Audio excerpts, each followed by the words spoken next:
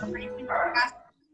Kita akan mulai sesi kita hari ini yang berjudul peran dan sistem. Nah, semoga melalui sesi yang dibawakan oleh Pak Jarwo dan Bu Linda ini bisa menjadi berkat kita semua. Sebelum mulai kita berdoa dulu. Mari kita berdoa.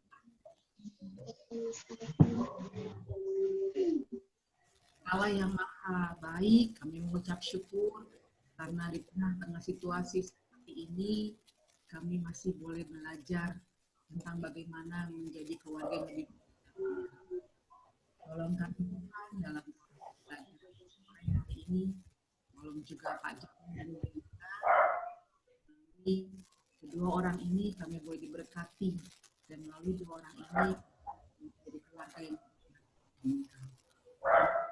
Bapak, kami juga berdoa untuk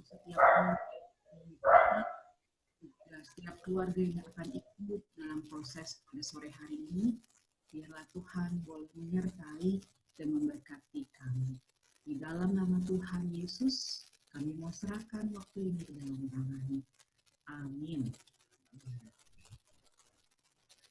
Amin. Pak Jarwo, Bu Linda, bisa langsung aja kali ya. Oh, gak nyanyi-nyanyi dulu. Saya pikir kalau GKJ ada yang nembang. Langsung aja, Bu. Langsung. Oke, langsung aja ya. Selamat sore, Bapak Ibu. Selamat sore, Bapak. Pak Yusi boleh minta all participant di mute.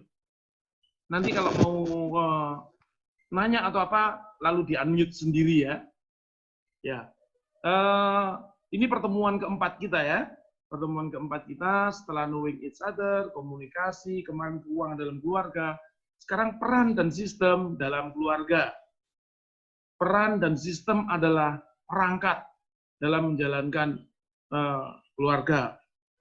Peran dan sistem itu ibarat manual, ibarat peta dalam perjalanan gitu. Kalau tidak jelas, maka perjalanannya juga tidak akan jelas. Kita akan bahas satu-satu, karena peran dan sistem adalah dua hal yang berbeda. Walah kok macet.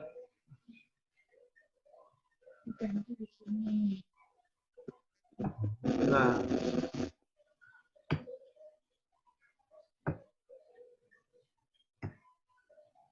Yang pertama adalah peran. Peran suami istri, ya. Peran. Apa sih peran?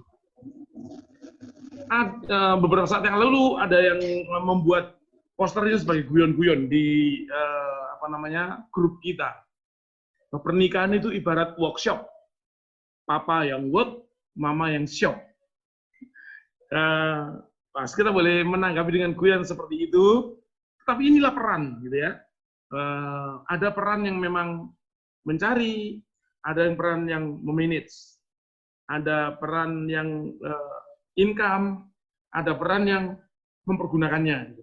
Tentunya untuk kebaikan bersama dalam keluarga. Gambar ini memang sebetulnya adalah satir, ya. Kalau satir dianggap pernikahan ibarat workshop, papa work, mama shop. Iya juga ya, gitu. Apa sih definisi peran?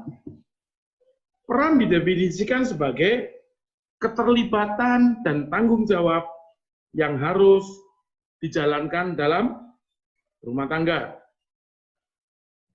Semua anggota rumah tangga punya peran, punya keterlibatan dan tanggung jawab masing-masing. Yang apabila tidak dijalankan, maka fungsi atau operasi dari keluarga itu tidak berjalan normal dan tidak berjalan dengan baik. Pria dan wanita memiliki peran masing-masing yang unik dan berbeda. Meskipun apa yang kita lihat sekarang itu lebih banyak merupakan kebiasaan gitu ya, kebiasaan yang diciptakan oleh budaya, oleh agama, bahkan oleh kebutuhan, oleh kebiasaan dan sebagainya, sehingga terpolarisasi, terkutubkan bahwa pria adalah pencari nafkah, peran kan, ibu adalah nahkoda rumah tangga. Ini sebetulnya merupakan sebuah sistem membuat jadikan seperti itu. Tapi distribusi perannya di pembahasan kita nanti tidak jauh lepas dari situ. Karena bagaimanapun juga sistem itu kan memang tercipta karena hal-hal yang tadi. Peran pria dan wanita, memiliki peran masing-masing yang unik dan berbeda.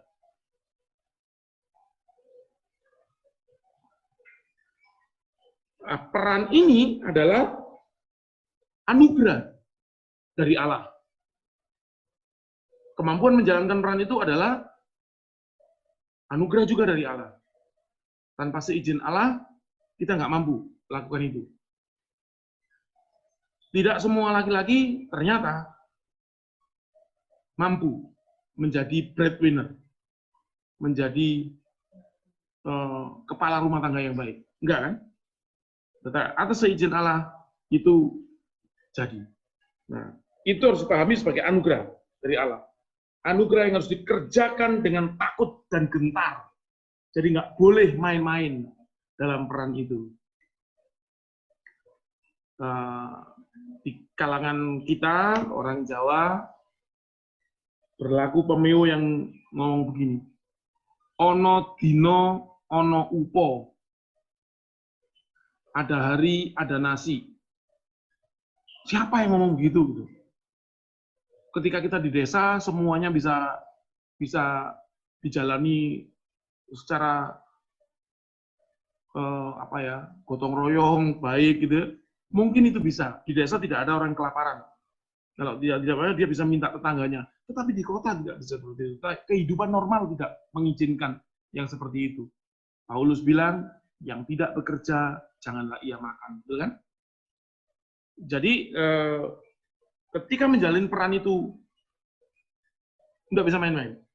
Nggak bisa mengentengkan peran karena anggapan-anggapan yang seperti tadi. Peran-peran itu karena anugerah Allah harus dikerjakan dengan takut dan gentar. Seperti di Filipi 2 ayat 12b dikatakan. Apa peran pria? Pria bertanggung jawab sebagai kepala keluarga. Bapak Ibu, sekali lagi saya katakan, ini tadi adalah hasil bentukan ya. Kita melihat orang tua kita melihat lingkungan kita melihat sekeliling kita, tetapi ajaran kita juga menyampaikan itu.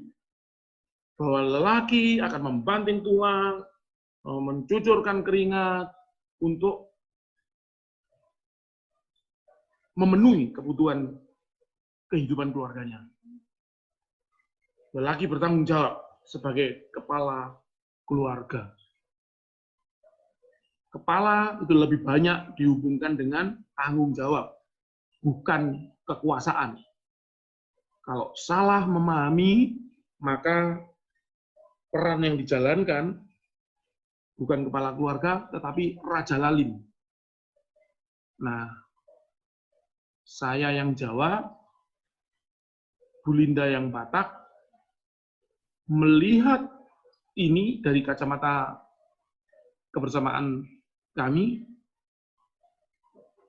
bukannya tidak mungkin hal itu terjadi ketika orang memahami perannya sebagai kepala keluarga. Kalau Batak jelas, no, enggak, pokoknya enggak. Aku laki-laki, enggak boleh gendong anak, apaan gitu kan. Tapi apakah itu tidak terjadi juga di keluarga Jawa? Terjadi juga. Gitu. Intinya, ketika kita memegang peran sebagai kepala keluarga, jangan menyalah persepsi peran itu. Lalu merasa karena aku kepala bisa bertindak semaunya. bisa membuat keputusan semaunya, bisa membuat tindakan-tindakan semaunya, yang menjadikan anggota keluarga yang lain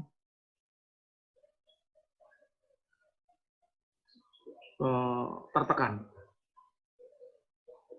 terpojokkan, teraniaya, gitu ya.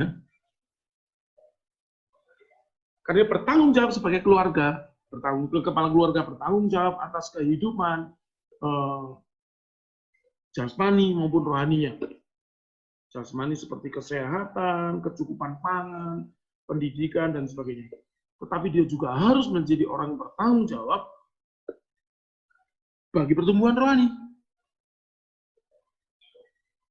Kepala keluarga, pria dalam keluarga, haruslah orang pertama yang meneladani Kristus. Loh, tapi enggak ya.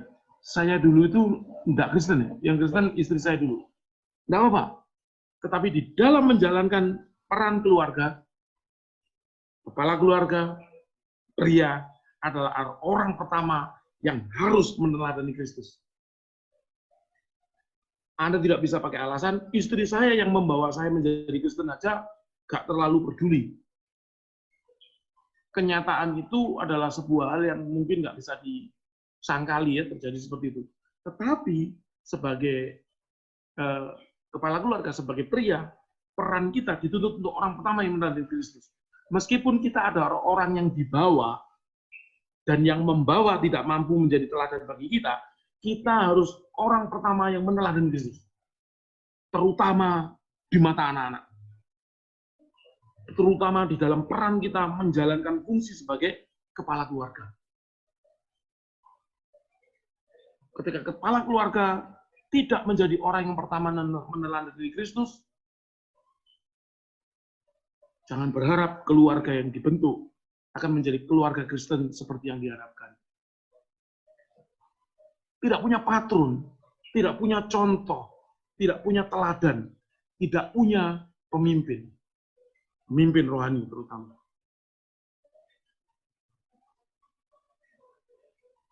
Peran berikutnya adalah melayani dan berkorban bagi setiap anggota keluarga. Ini konsep kepemimpinan Kristen. Yesus sebagai pemimpin tidak minta dilayani, tetapi melayani. Kepala keluarga yang adalah pemimpin melayani anggota keluarga. Berkorban bagi setiap anggota keluarga. Tidak layak seorang kepala keluarga ngumpulin anggota keluarganya, lalu hitung-hitungan jam kerja. Lalu hitung-hitungan penghasilan. Lalu mencoba menuntut untuk semua berperan setara. Enggak begitu. Kalau anggota keluarga berupaya untuk memberikan peran yang baik, peran yang bahkan setara dengan kepala keluarganya, silakan, itu baik. Tetapi ketika kepala keluarga menuntut itu menjadi tidak baik. Kepala keluarga, pria dalam keluarga, melayani dan berkorban bagi setiap anggota keluarga.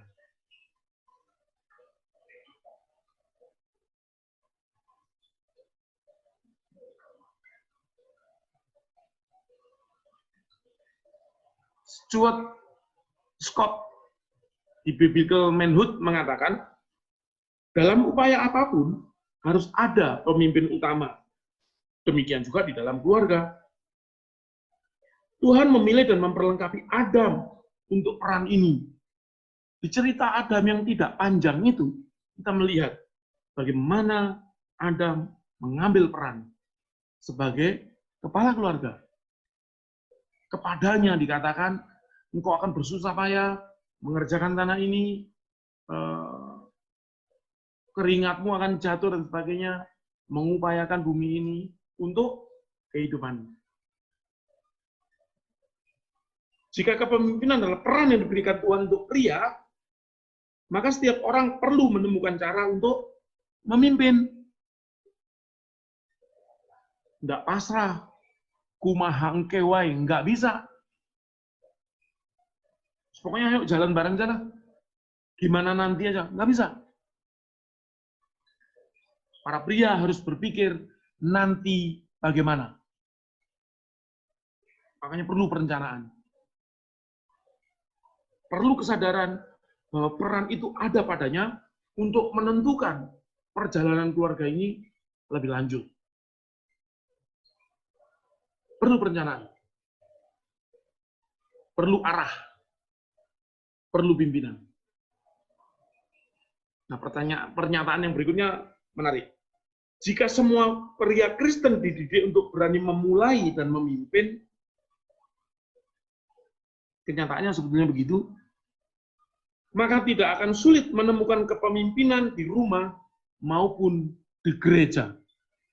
Kenyataannya tidak begitu. Pria Kristen pada umumnya berpendidikan. Pendidikan umum maupun pendidikan Kristen itu mendidik kepemimpinan, mendidik orang untuk berani berinisiatif dan memimpin. Terutama para pria. Kegiatan-kegiatan di luar itu mengarahkan ke sana. Pramuka mengatakan begitu. PMR mengatakan begitu. Komisi remaja mengatakan begitu. Komisi pemuda mengatakan begitu. Harusnya, jika semua pria Kristen makan didikan untuk berani memulai dan memimpin, maka tidak akan sulit menemukan kepemimpinan di rumah maupun di gereja. Karena semua orang dibekali untuk memimpin. Tetapi ternyata kenyataannya tidak begitu. Dan ini keprihatinan kita. Bapak-bapak, para pria, sore ini Anda diingatkan bahwa Anda punya peran kepemimpinan. Mudah-mudahan bisa dipahami sehingga peran ini bisa berjalan. Kalau peran ini berjalan baik, maka Pak Rudi tidak akan sulit mencari majelis nantinya. Tidak akan sulit mencari majelis gereja.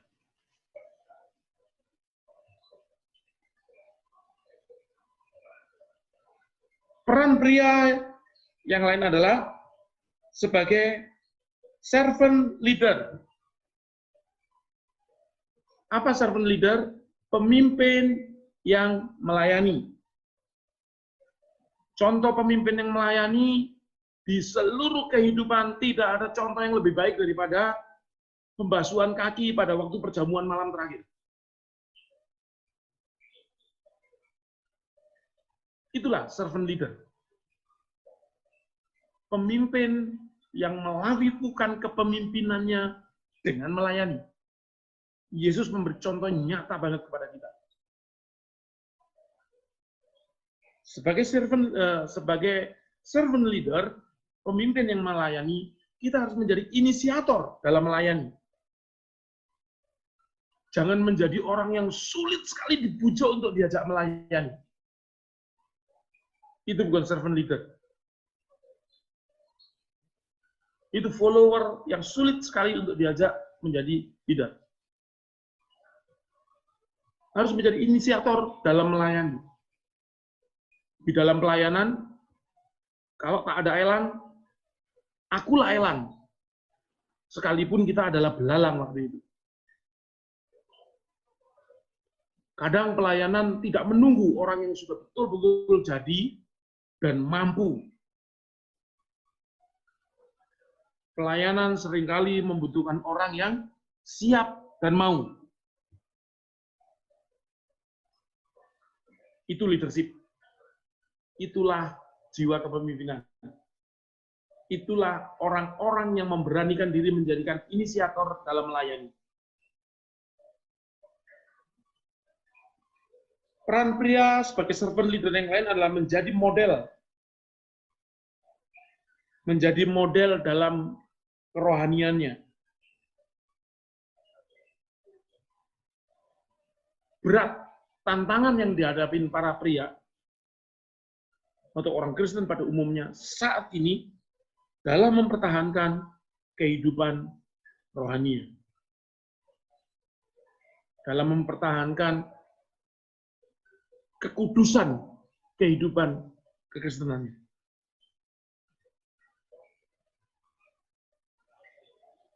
Berangkat dari hal-hal yang kecil.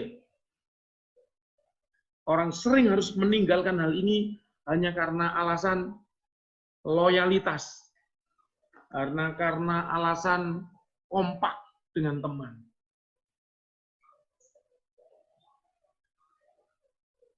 Kita adalah orang-orang yang hidup di sekitar Jakarta, yang tahu seperti apa suasananya.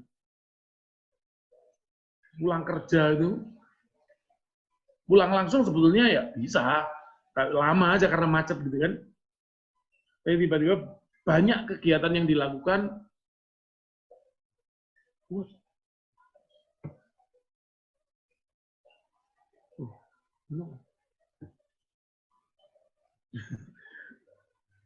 Sorry, saya matiin videonya supaya suaranya bisa lebih bagus. Banyak kegiatan yang dilakukan hanya karena macet dan hanya karena alasan untuk kompak dengan teman, memaksa orang menanggalkan, meskipun mungkin untuk sementara, kekudusan kehidupannya sebagai orang Kristen. Biasanya dimulai dengan hangout. Bapak Ibu, saya tidak ingin mengatakan hangout adalah hal yang buruk, bukan. Tetapi apa yang dilakukan di hangout itu yang menentukan baik atau buruknya.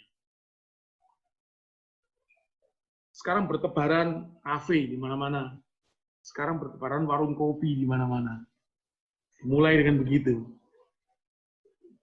Tapi seringkali keasikan itu nyenggol-nyenggol meningkat ke alkohol. Nah, sudah alkohol ke wanita. Bagi laki-laki itu ya, wanita. Di pelajaran kerohanian mana yang membolehkan kita demi alasan pertemanan melanggar aturannya seperti itu?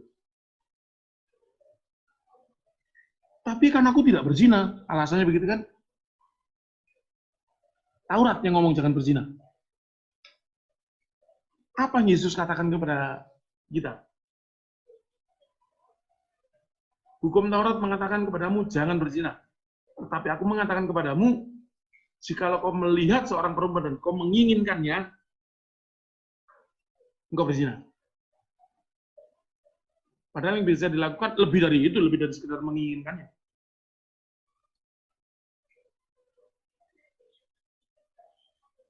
Meninggalkan, tidak mampu menjadi model dalam kehidupan rohaninya. Lalu juga tentang model motivasi atau spirit. Bapak Ibu, tidak terlepas dari saya juga. Seringkali tidak menjadi motivator yang baik bagi anak untuk masuk dalam persekutuan yang indah di dalam keluarga. Ketika kita punya altar keluarga,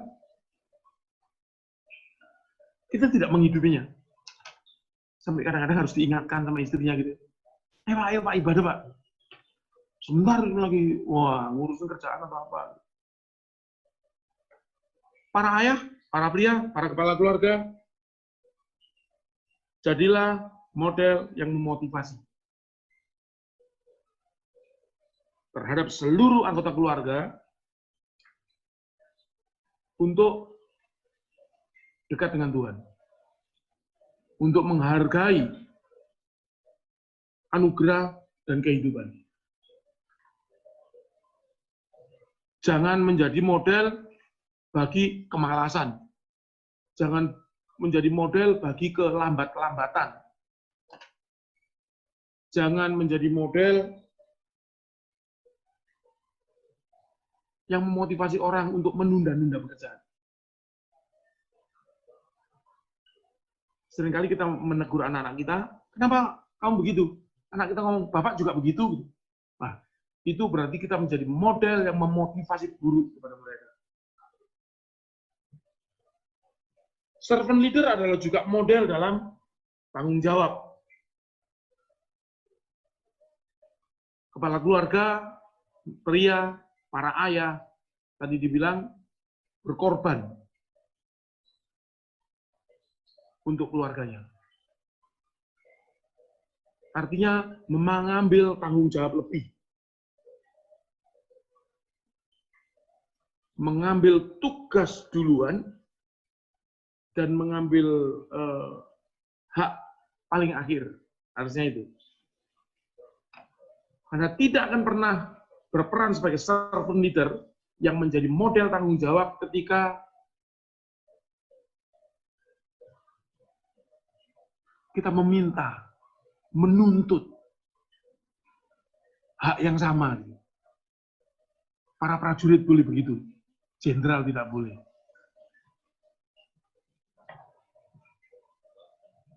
Sebagai servant leader, kita juga harus menjadi teladan. Teladan bagaimana kita merespon apa yang Tuhan berikan kepada kita. Apa yang Tuhan perkenankan untuk menjadi sarana bagi kita melakukan peran dalam keluarga, menghidupi peran dalam keluarga, membawa hasil bagi keluarga. Apa sarana itu? Pekerjaan biasanya. Pekerjaan diberikan Tuhan kepada kita untuk kita mampu menjalankan peran kita sebagai breadwinner tadi. Teladan apa yang diharapkan dari kita di dalam menyikapi pekerjaan? Respon kita terhadap pekerjaan itu sendiri. Bahwa kerja adalah anugerah dari Tuhan. Apa yang akan kita ajarkan kepada anak-anak kita kalau setiap saat kita mengeluh tentang pekerjaan kita, mengeluh tentang tugas dan tanggung jawab yang dibebankan dengan pekerjaan kepada kita.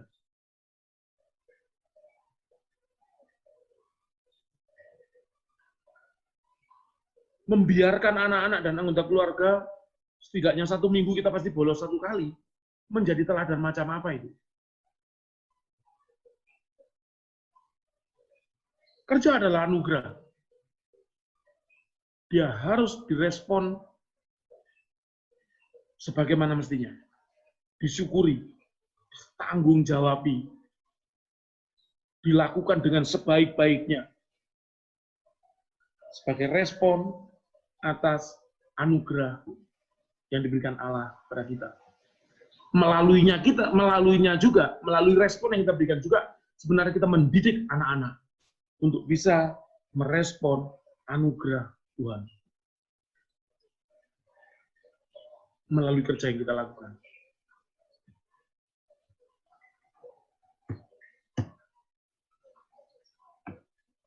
Macet.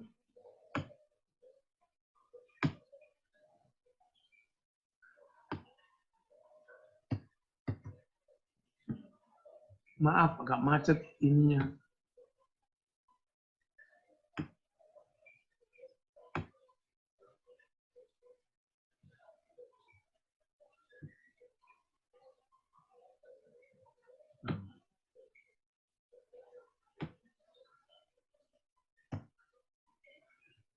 Apa peran pria yang lain? Menjadi pembela dan pelindung keluarga. Menciptakan rasa aman. Rasa aman seperti apa yang perlu diciptakan? Bagaimana atmosfer rumah yang kita harapkan? Entahkah dia sukacita, rileks, komunikatif, atau tegang, penuh pertentangan, itu sangat tergantung daripada bagaimana kita sebagai ayah, sebagai suami, sebagai kepala keluarga, sebagai pria berperan. Harusnya kita mampu menciptakan atmosfer rumah yang penuh sukacita, rileks, artinya tidak tegang gitu, Tidak kalau ke ayah harus gimana. Kita mungkin hidup dalam didikan seperti itu. Tetapi itu tidak terlalu banyak membantu. Apalagi dalam kehidupan sekarang. Dulu, jangankan bertanya kepada bapak kita. Kita ngelihat terus beliau noleh itu sih ketakutan kita kan. Ada tamu terus kita keluar terus bapak kita noleh ngeliatin muka kita atau ibu kita lah gitu. Kita udah ketakutan. Dan itu diciptakan, itu sistem. Tidak demikian harusnya dalam keluarga Kristen. Iya, akan dijelaskan di sistem nanti. Relax dan komunikatif. Anak dan orang tua harusnya bisa komunikatif. Kita bisa melihat bagaimana anak-anak kita berdoa. Ketika kita mengajarkan, berbicaralah kepada Tuhan. Berbicaralah kepada Allah yang adalah Bapamu. Kalau komunikasi kita sebagai bapak dengan anak kita buruk, anak-anak tidak akan pernah bisa berdoa dengan baik. Bapak yang kelihatannya nggak bisa gitu, apalagi yang nggak dikenal gitu. Itu satu ukuran sebenarnya. Soal enggak dia memang malas berkata-kata itu hal lain. Tetapi cerminan itu bisa diukur dari sana. Bagaimana berbicara dengan bapakmu yang tidak kelihatan, kalau dengan bapakmu yang kelihatan, susah banget membentuk komunikasi. Menciptakan rasa aman juga berarti anggota keluarga merasa aman dalam mengekspresikan perasaan dan pikirannya.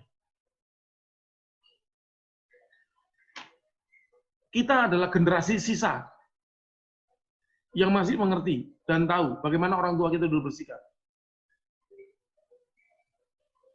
Mau makan tanya, Bu, kita diharapkan diam. Nggak ada tempe, kurang makan itu.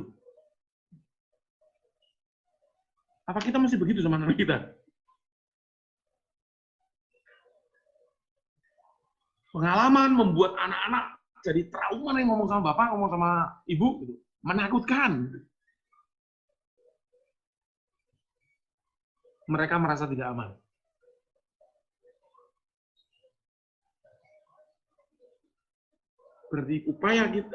Berarti kita gagal menciptakan rasa aman. Atau memang mungkin kita memang tidak berupaya dan tidak tahu. Dalam episode ini diingatkan, salah satu peran pria adalah menjadi pembela dan pelindung keluarga. Dengan menciptakan rasa aman. Memberi wadah seluas-luasnya, ngajangi jembar istilahnya, para anggota keluarga untuk merasa aman dalam mengekspresikan perasaan dan pikirannya.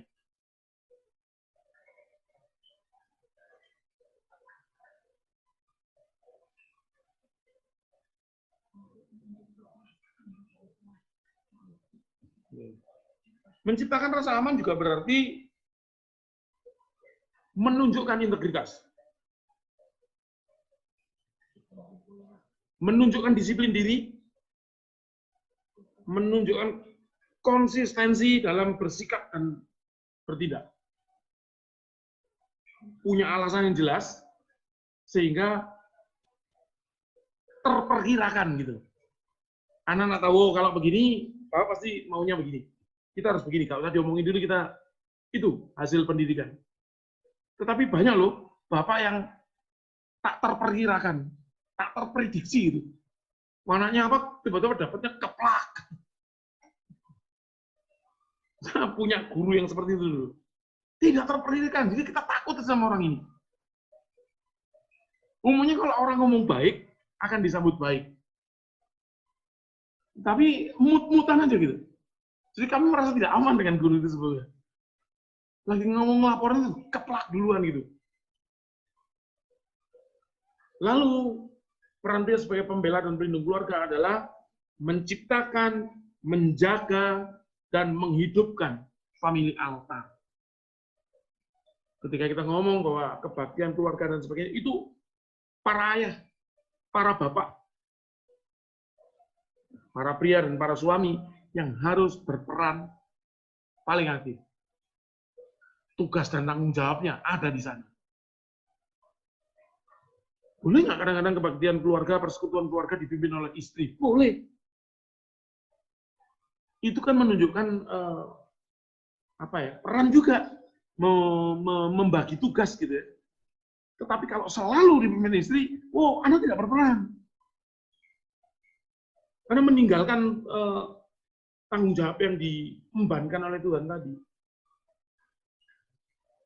Boleh nggak persekutuan keluarga dipimpin anak-anak? Boleh. Tetapi itu hanya harus menjadi variasi cara saja. Ya.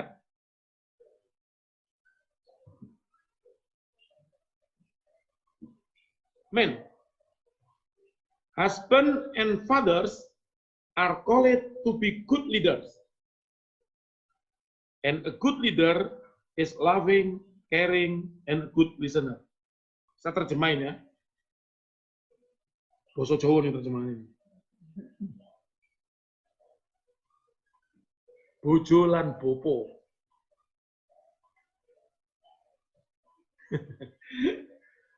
Suami dan ayah dipanggil untuk menjadi pemimpin yang baik.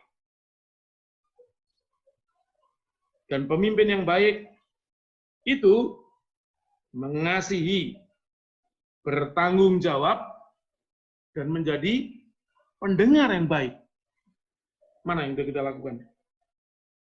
Loving, mungkin kita bisa katakan sudah loving ya. Caring, tanggung jawab, iya. Apakah Anda juga pendengar yang baik? Itu PR. Ya.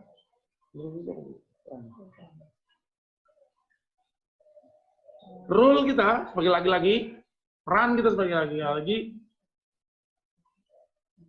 adalah anugerah Allah. Anugerah yang diberikan Allah kepada kita.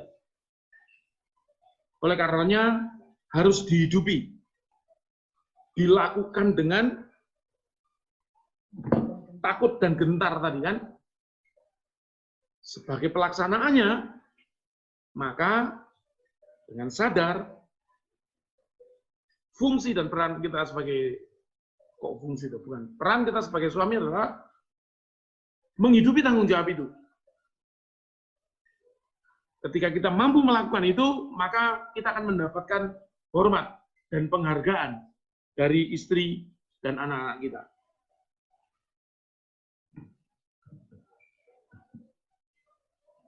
Sekali lagi, suami dan ayah dipanggil untuk menjadi pemimpin yang baik.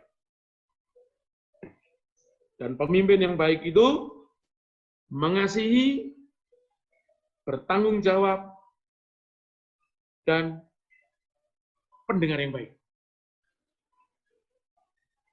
Seberapa banyak anak-anak datang kepada kita, para ayah, untuk mengadukan persoalannya. Persoalan sekolahnya, persoalan teman-temannya, persoalan apa aja? Jarang biasanya. Biasanya ibulah pilihannya. Kenapa? Karena kita laki-laki terlalu serius dengan peran kita membuat keputusan. Dalam fungsi yang diharapkan hanya mendengar, kan kita membuat keputusan-keputusan. Dan itu membuat jengah anak-anak kita dan istri kita. Kadang-kadang wanita itu bicara dengan kita hanya mau didengarkan saja. Hanya mau didengarkan, katarsis namanya, cerita semuanya. Pokoknya mendengarkan aja. Tapi secepat dan seterampil itu kita langsung membantunya membuat keputusan. Dan itu menghilangkan mood-nya untuk lanjut bercerita. Betul, Mbak Niken? Senyumnya itu.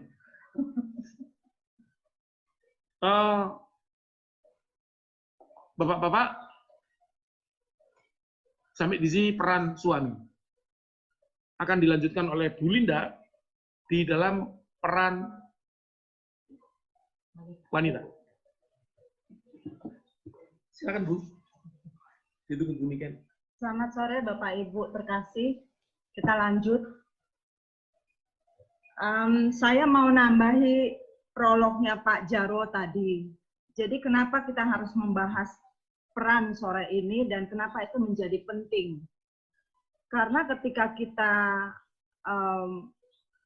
bertumbuh menjadi dewasa, tidak otomatis kita itu memahami apa tanggung jawab kita, peran kita di dalam hidup ini. Ketika kita menikah, kita tidak otomatis juga memahami peran kita sebaik suami maupun istri. Dalam konseling pranikah yang saya lakukan, itu ketika saya bertanya kepada pasangan, saya katakan, nanti di dalam rumah tangga, kira-kira menurutmu kepada si pria, apa sih peranmu sebagai suami? Ya cari uang. Itu contoh ya, satu. Kemudian saya tanya ke wanita, jadi peranmu sendiri apa sebagai istri? Ya gimana ya? Bingung juga ngomongnya, ya biasalah kayak begitu deh. Nah ini jadi satu hal yang begitu deh, ini menjadi satu hal yang akhirnya menjadi satu masalah besar ketika mereka akan menjadi orang tua. Jadi katakanlah mereka dua sudah siap menjadi suami dan istri. Tetapi ketika mereka punya anak, tidak otomatis mereka memahami harus bagaimana menjadi orang tua. Sehingga kadang-kadang ada pasangan-pasangan atau ada orang tertentu yang mengatakan, well, dia itu sempurna sih sebagai suami, tapi sebagai ayah, aduh, dia itu sama sekali payah banget. Nggak pernah duduk sama anak, nggak bisa ngobrol, taunya ngamuk, dan anak-anak tuh ketakutan sama dia. Kemudian si suami akan mengatakan, istri saya tuh sempurna sebagai ibu. Dia bisa masak, dia bisa ngomong anak. Kami dari mulai nikah nggak pernah punya pembantu atau mbak. Tapi sebagai istri, aku nggak pernah merasakan. Dia nggak pernah ngobrol, duduk sebagai istri yang sepadan, itu nggak pernah. Kalau udah aku bawa keluar nih, aku sampai mengayu kadang-kadang untuk kenalin dia ke teman-teman. Nah ini yang pada akhirnya menjadi satu tanda tanya besar ketika kita hari ini tidak bisa menghidupi peran kita. Itu prolog yang tadi saya pengen nambahin dari yang disampaikan Pak Jaro. Nah sebelum kita memahami peran wanita, saya ingin kita melihat dulu karakteristik wanita. Wanita diciptakan dengan daya tahan yang lebih dari pria. Dia dikatakan punya daya tahan tubuh lebih kuat. Kalau kita ibu-ibu ingat waktu kita baru melahirin, kita tuh bisa nggak tidur semalam-malaman nungguin anak. Apalagi kalau anak-anak sakit, kita nggak bisa tidur. Ini kalau bisa dihitung 2 malam, 2 hari, 2 malam, kita nggak akan tidur. Supaya tahu anak kita itu punya perubahan, tambah sehat. Wanita juga punya emosi yang sebetulnya menjadi warning bagi keluarga. Artinya, dia lebih peka terhadap bahaya-bahaya yang mungkin mengancam kebahagiaan rumah tangganya. Karena itu, biasanya wanita bilang, aku itu kayaknya punya sense. Aku itu udah ngerasa loh, kalau dia bohongi aku. Aku tuh udah ngerasa loh, kalau anakku tuh begini-begini. Aku tuh udah merasa loh, kalau suamiku tuh mau mendapat masalah hari ini. Nah ini yang dikatakan wanita itu punya emosi lebih diberikan Tuhan untuk menyelamatkan keluarga. Wanita juga dikenal adalah sosok manusia yang suka berkorban. Ada banyak kita ibu-ibu yang keluar dari box kita untuk menjadi pelindung keluarga dalam tanda petik. Kalau tadi pria punya fungsi pelindung keluarga atau protection, itu dalam dia merupakan payung atau atap di dalam keluarga. Wanita pelindung, dia penyangga. Penyangga itu baik doanya dan sebagainya. Nah, pelayanan. Apa yang dilakukan wanita itu kadang-kadang nggak ada rupiahnya, ibu-ibu. Kalau kita mau mikir ya, kita 24 jam sehari dari dapur, dari kamar mandi, belum lagi nyetrika, belum lagi jemur pakaian, belum lagi ngurusin kalau ada ternak dan sebagainya. Tetapi kita bersuka cita dengan pelayanan itu. Kita bersuka cita dengan apa yang kita lakukan. Apalagi kalau masakan kita dipuji suami. Walah, itu kita udah senangnya luar biasa. Nah, kita lihat apa sih sebetulnya peran wanita. Yang pertama di sini dikatakan penolong yang sepadan. Ini kita sering sekali dengar ini ya, penolong yang sepadan. Sebagai penolong yang sepadan, apa sih sepadan artinya? Sepadan itu selevel. Jadi yang kita lakukan itu tidak boleh dengan konteks bahwa kita mau memperdaya suami kita. Bukan seperti itu. Tapi kita lakukan itu karena perintah Allah, dan Allah sudah menunjuk kita sebagai pendamping dia. Di dalam penolong yang sepadan juga, kita menjadi supporter dari servis sendiri. Supporter Bapak Ibu ya. Jadi, ayo Pak, ayo kamu bisa. Itu yang biasa kita lakukan sebagai supporter. Memberi dukungan pada suami. Dan juga memberikan suasana yang kondusif. Suasana kondusif tentunya kalau kita ngomel setiap hari. Suami minta makanan yang khusus, kita udah bilang, udah tahu juga ini lagi begini. Aku kan nggak mungkin masak. Keluar apalagi dan sebagainya pakai masker. Kita udah mulai berkotek dan sebagainya, dan suami diem. Apalagi kalau suami kita orangnya bersihan. Itu bisa sarang laba-laba, itu dikoreksi. Itu dari kemarin Mak, aku lihat itu. Kok nggak bersihin? Kita udah mulai ribut. Kita bilang, dari kemarin aku juga ngerjain ini sama itu, dan kamu cuma tidur. Cuma evaluasi kerjaanku. Kita ngamuk-ngamuk dan sebagainya. Sehingga ketika kita bicara soal suasana kondusif, kita menjadi orang yang bisa memberikan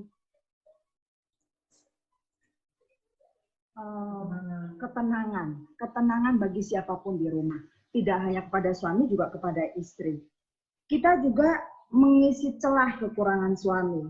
Ketika suami mungkin saja lahir dari keluarga yang tidak sehat, dalam tanda kutip, mungkin dulu tidak punya figur dalam rumah tangga, maka dia bisa memberi masukan kepada suami dengan santun, dengan menghormati suami. Dia juga tetap mengabdi pada suami di depan anak-anak, tetapi ketika mereka ngobrol, Papa bisa begini kok.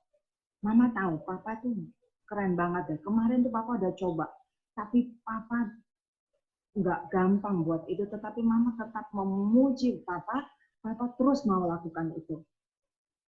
Dia juga menjaga kestabilan rumah tangga.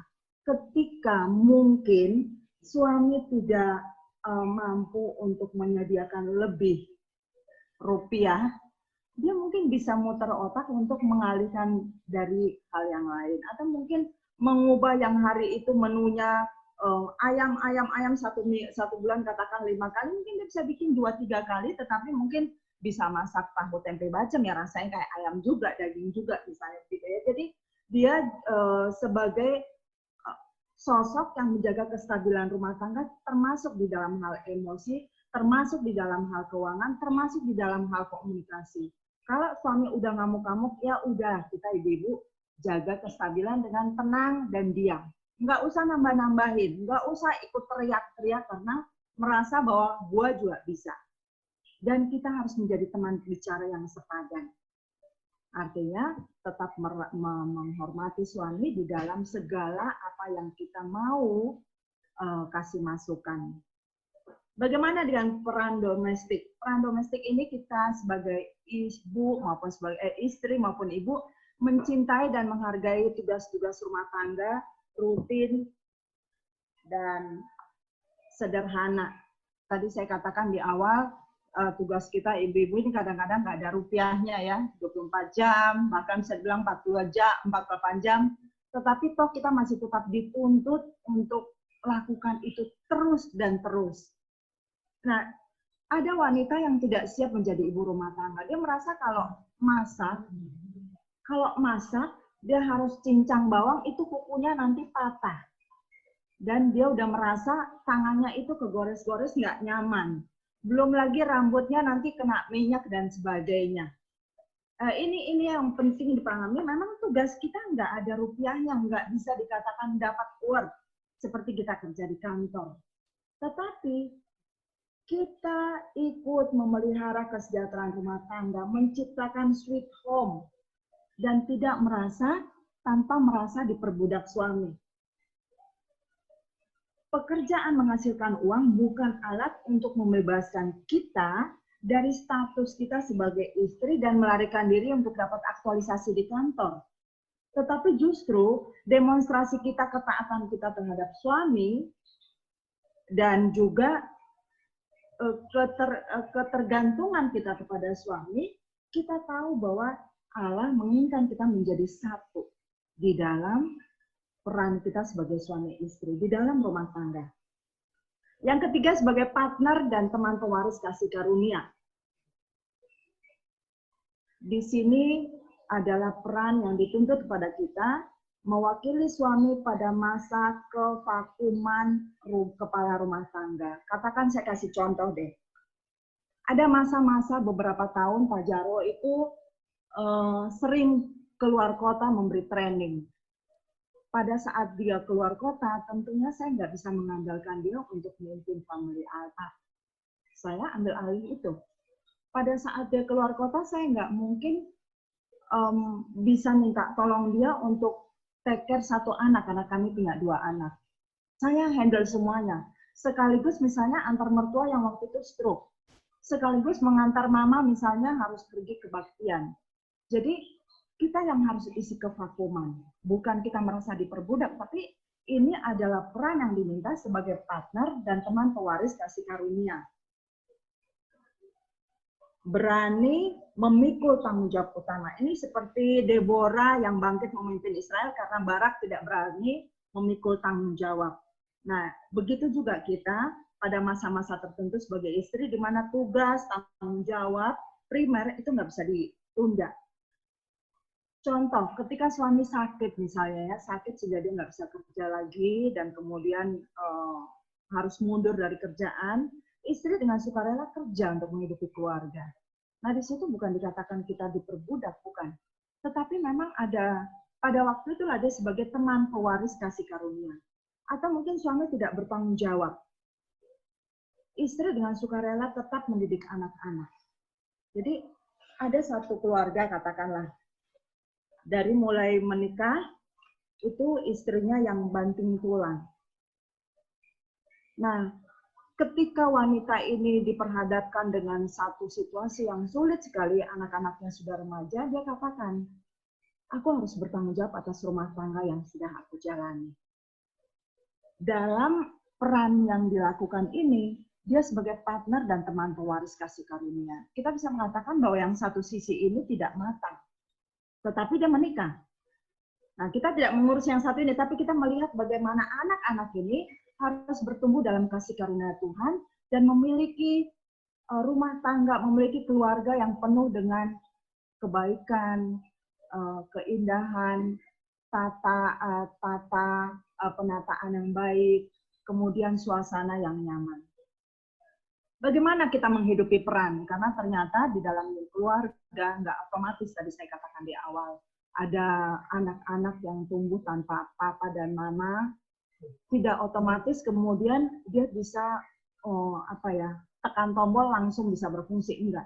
Begitu juga ketika dia masih sebagai anak, dia melihat bagaimana papa atau mama setiap hari berantem di depannya. Atau mungkin si papa memukul mama berkali-kali, atau mungkin mama tidak pernah tinggal di rumah karena pergi dengan seseorang. Nah, yang pertama sekali, di situ memang melihat contoh atau teladan. Tapi sayangnya, ini sudah gagal. Nah, teladan orang tua, ini pada akhirnya akan diambil dari orang lain. Bapak Ibu mungkin ingat yang Pak Jarwo katakan, dia tidak pernah punya ayah secara yang secara sehat dia lihat, karena ayah selalu pergi dengan klub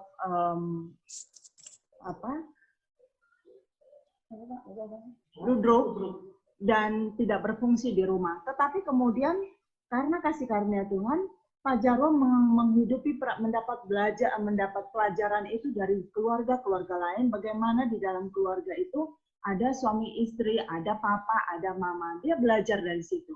Apakah dia tersandung? Oh, dia sering tersandung. Tetapi dia katakan, aku percaya Tuhan akan menolong aku. Melatih itu Bapak Ibu kayak kita lagi lagi lari, kita punya target. Kalau hari ini kita lari katakanlah 50 meter, besok 100 meter, 1 minggu lagi 150, 3 minggu ke depan 200 meter. Ini kita melatih. Dan ini harus terus-menerus, belajar terus-menerus. Baik itu belajar dari orang yang kita tuakan, tadi yang pertama orang tua. Baik dari orang-orang sekitar kita, baik dari buku dan sebagainya, termasuk kita ngobrol saat ini juga belajar. Dan tentunya yang paling penting dan menjadi dasar adalah kita mohon hikmat Tuhan. Nah, kita lihat kesimpulannya dalam payung. Ini payung ini saya suka sekali menggambarkan secara utuh dan lengkap tentang apa yang tadi kita bicarakan. Yang paling atas adalah Kristus. Jadi rumah tangga Kristen itu selalu ditudungi oleh Kristus. Percayalah Bapak Ibu, meskipun perjalanan kita tidak selalu indah dan ada pelangi, tetapi Allah menjanjikan penyertaannya. Betul ya Pak Rudi ya? Nah, di bawah itu yaitu suami. Kalau di ayat yang kita lihat di bawah di samping kiri itu ada Efesus 5:23, 1 Korintus 11 ayat 3, itu sama konteksnya berbicara tentang suami adalah kepala istri sama seperti Kristus kepala jemaat. Kepala tiap-tiap laki-laki ada Kristus, kepala perempuan adalah laki-laki kepala Kristus ialah Allah. Tetapi yang mau saya katakan di sini bahwa betul-betul rumah tangga ini dibangun dengan dasar iman Kristen. Tidak di luar itu. Kalau kita masih mengundang kuasa-kuasa kegelapan, mari kita perbaiki hal ini. Nah, di sini payung suami ini ada 3 hal yang besar dilihat kalau kita perhatikan. Dia melindungi keluarga, dia menuntun dan memimpin keluarga. Fungsi kepemimpinan harus berjalan. Dan dia menyediakan, menjadi penyedia bagi keluarga. ATM-nya keluarga lah, katakan seperti itu. Di bawah payung suami ada payung istri. Dia menyediakan kenyamanan buat siapapun. Sweet home, tadi saya katakan. Tetapi dia juga mengajarkan anak-anaknya bagaimana mencintai. Dikatakan kalau seorang ibu itu mengomunikasikan pengalaman cinta kasih, kehangatan, itu akan menimbulkan perkembangan emosi sehat bagi anak-anak. Jadi dia juga memenuhi kebutuhan dasar dan perkembangan pribadi dari setiap anak. Jadi, setiap pengalaman-pengalaman emosi itu menjadi satu pengalaman emosi yang tepat dan anak-anak belajar mengerti arti cinta kasih dalam hubungan antar pribadi. Jadi dia menolong anak-anak untuk memahami siapa dirinya secara emosi. Kalau secara pribadi, identitas itu lebih banyak ditentukan oleh ayah. Bagaimana dia harus mencapai seorang manusia yang punya cita-cita, itu ayah. Bagaimana dia tuh punya integritas tadi, itu ayah. Sekaligus dia juga nurture, dia menjadi perawat anak, perawat suami, dia merawat keluarga. Kalau digambarkan wanita itu punya sayap. Nah, sayap itulah kehangatan yang terus-menerus dia lakukan dan diupayakan bagi keluarga. Kita lanjut ya Bapak Ibu ya. Kita bicara sekarang tentang sistem. Apa itu sistem, Bapak Ibu? Nah, sistem ini sebelum masuk ke perpaduan atau kesatuan, berbagai unsur yang membentuk kondisi yang menjadi konteks sehingga individu harus mengambil bagian, memainkan peran atau role tertentu. Mungkin ini agak abstrak. Jadi saya mau jelaskan begini, Bapak Ibu. Ketika dua pribadi membentuk hubungan yang khusus, kemudian mereka memutuskan untuk menikah, maka tidak otomatis ada satu pembicaraan yang merujuk pada, kita akan melakukan ini dalam rumah tangga. Enggak. Masing-masing itu akan bawa warna sendiri dari keluarganya. Nah, warna ini apabila tidak dimengerti, tidak disadari, maka akan menjadi warna yang dominan dalam kehidupan pribadi mereka masing-masing. Dan ini yang menjadi sistem tadi. Nanti saya akan jelaskan contohnya. Pak Jarod juga akan jelaskan contohnya.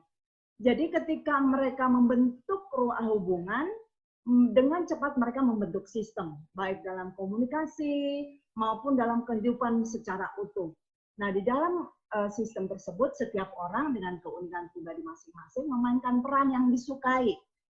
Dan yang disukai itu adalah berdasarkan yang dia lihat, yang dia pelajari dari keluarga asal. Keluarga asal itu misalnya saya dari orang tua saya dari keluarga saya yang awam.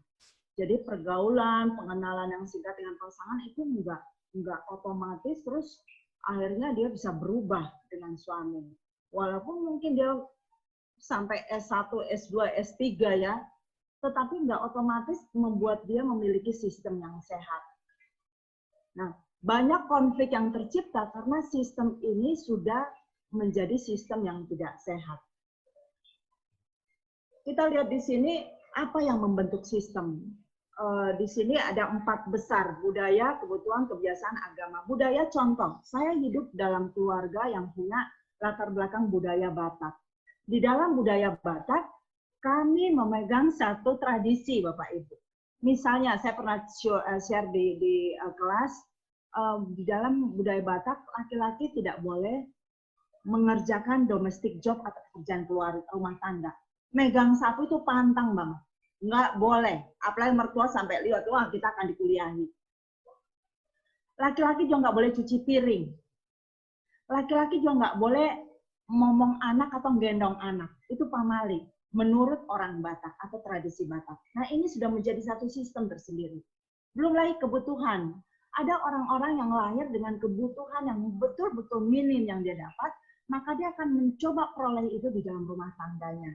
Ekspektasi yang dia bawa dari secara individu, kemudian dia bawa ketika mereka menikah. Yang berikutnya kebiasaan. Kalau dulu dia putri, raja di dalam rumah tangga, di dalam keluarganya, selalu diladeni, ketika menikah dia menuntut itu dari suami.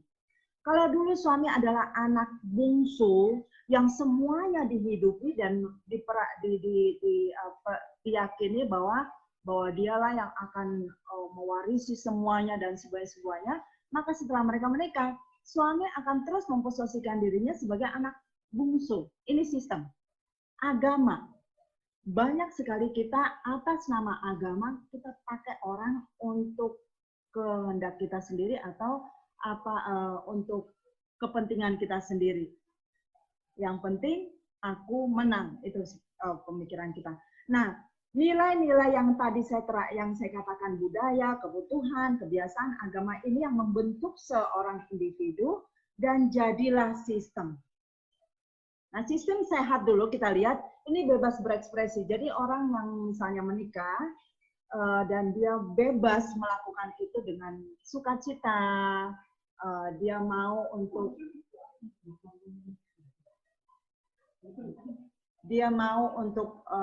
sharing kepada sebelum ke sini saya mau contohnya dulu Bapak Ibu. Contoh pertama dulu deh.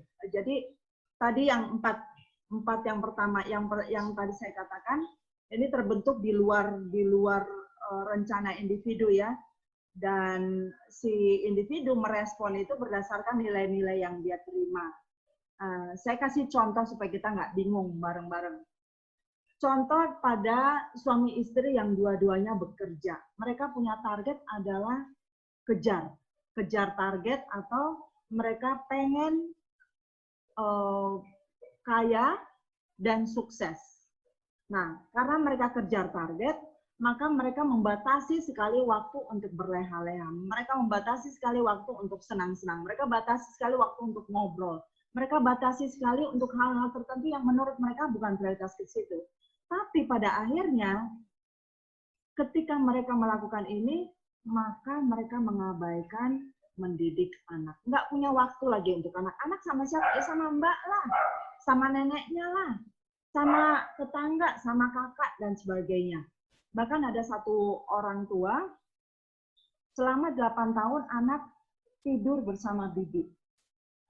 Nah, ini contoh, salah satu contoh tentang sistem yang tidak sehat yang terbentuk. Yang kedua, ini suami istri bekerja juga, tetapi karena mereka betul-betul forsir untuk kejar tayang, untuk punya waktu sekian tahun, sudah punya rumah, udah punya mobil, maka mereka kelelahan.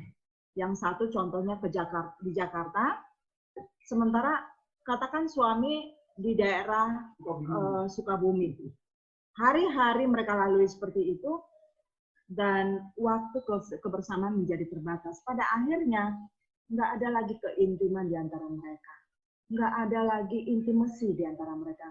Karena mereka menjadi orang yang kelelahan, menjadi orang yang tidak saling mengenal, dan mereka bahkan menjauhi satu sama lain. Kita lihat contoh ketiga, Bapak Ibu. Contoh ketiga disampaikan oleh Pak Jarwo. Misalnya, kondisi wanita dominan dan agresif. Ini kecenderungan. Ini hal yang terjadi sehari-hari. Sehingga dia mendominasi keputusan dalam rumah tangga. Rencana apapun, kalau tidak mendapat persetujuan sang istri, jangan harap bisa terlaksana dengan baik. Bahkan jangan harap bisa terlaksana. Ya. Suami mungkin sudah memutuskan sesuatu yang dianggapnya baik. Tetapi ketika itu tidak baik dalam pandangan istri, keputusan akan menjadi lain. Seperti itu. Sehari-harinya. Maka yang terbentuk apa? Konflik. Ketika konflik, suami yang kalah dominan tadi, menarik diri. Itu yang akhirnya terjadi dalam keluarga, sistem yang tidak sehat. Ya, contoh pertama itu terabaikannya pendidikan anak di dalam sistem keluarga itu. Contoh kedua tadi menyebabkan keintiman yang pudar, dan contoh ketiga menyebabkan suami yang menarik diri. Pertanyaannya adalah, mestinya piye gitu. Sistem yang sehat kalau begitu yang bagaimana? Gitu. Maka inilah sistem yang sehat. Sistem yang sehat adalah sistem yang menjadikan setiap anggota keluarga, setidaknya deh, pasangan suami istri ini bebas mengekspresikan perasaan, pikiran, dan keunikan pribadi. Tanpa terbebani oleh, nanti kalau aku ngomong gini, dia pasti akan begituin. Aku akan menerima efek yang enggak. Ngomong jadi hati-hati, disaring dulu. Ide ngomongnya sekarang baru bisa diomongin 8 hari lagi. Wah, itu enggak lihat. Sistem yang sehat adalah besarnya penerimaan yang bisa diciptakan di dalam sistem keluarga itu. Masing-masing kita adalah manusia yang tidak sempurna. Masing-masing kita adalah manusia yang lemah. Jadi, pahami bahwa dalam banyak hal mungkin pasangan kita tidak mampu memenuhi standar yang kita tetapkan. Tetapi juga jangan dipakai sebagai alasan, karena kita ini lemah, maka tak nyalah-nyalah terus. Harusnya gue melakukan penerimaan. Enggak. Itu bebal namanya. Standarnya dari mana sih? Pakai aja standarnya firman Tuhan, gitu kan? Soal kemudian bisa dimaklumi, para suami, para istri, para pasangan tentunya akan mampu mengukurnya gitu dari pengenalan yang kita dapat dari pasangan kita yang ya yang hidup lama dengan kita itu. Sistem yang sehat adalah sistem yang memberikan penerimaan. Bukan untuk memaklumi dosa ya, bukan untuk memaklumi dosa, tetapi memahami kesalahan-kesalahan. Dosanya tetap harus ada stick, ada efek, ada risiko yang harus dibereskan. Tetapi cara memperbaiki hubungan cara memperbaiki kembali hubungan melalui penerimaan-penerimaan itu. Sistem yang tidak sehat menciptakan penghakiman-penghakiman justru. Itu enggak kita bicarakan ya. Lalu sistem yang sehat adalah keinginan dan kesediaan untuk mendengarkan. Untuk mendengarkan. Ini lawannya kepo ya. Kalau kepo itu ada apa sih? Ada apa sih? Tak dengar dong, tak dengar. Bukan itu. Tetapi adalah menyediakan diri untuk mendengarkan, untuk menerima curahan hati pasangan, untuk menerima ide-ide baik yang disampaikan oleh pasangan. Sistem yang sehat adalah yang mampu menciptakan fleksibilitas, memahami kenapa anggota keluarga tidak melakukan hal seperti ini yang seharusnya sudah menjadi komitmen. Memahami itu, kenapa?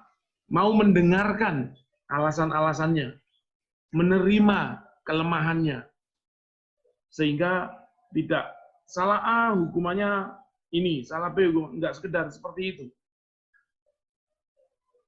Sistem yang sehat juga adalah sistem yang mampu menyediakan kesempatan untuk sharing dan diskusi, memberi ruang untuk sharing dan diskusi kepada semua anggota keluarga, terlebih di antara pasangannya.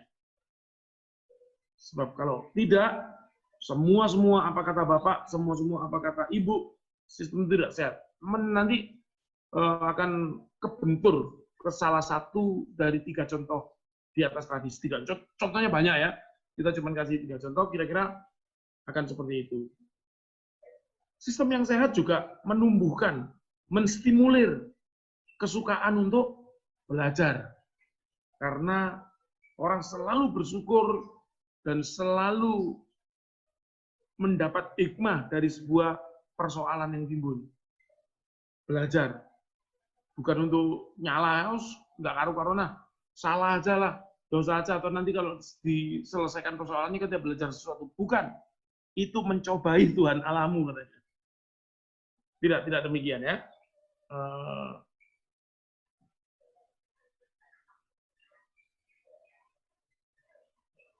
Sepertinya itu sih yang bisa kita sharingkan.